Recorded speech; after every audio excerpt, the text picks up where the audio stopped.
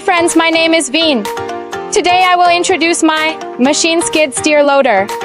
This model is the LTS125. Follow me to have a look.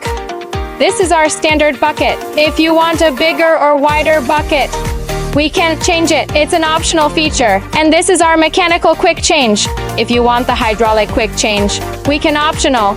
And this is our cabin. Our cabin is our OPS cabin. And this our structure. After painting, we assembled them. This is the back of the machine. This is cooler. And this way we can open it. Add diesel oil in here. Now I will show you how to enter the cabin.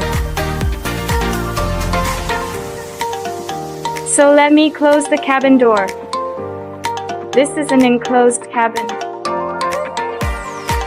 The two side doors are equipped with tempered glass windows that can be removed. And the front door is equipped with a locking mechanism. And here is the center monitor. It displays the oil level, engine temperature, water temperature, oil pressure, and so on. There is a light here. And this is the joystick we use to control the machine.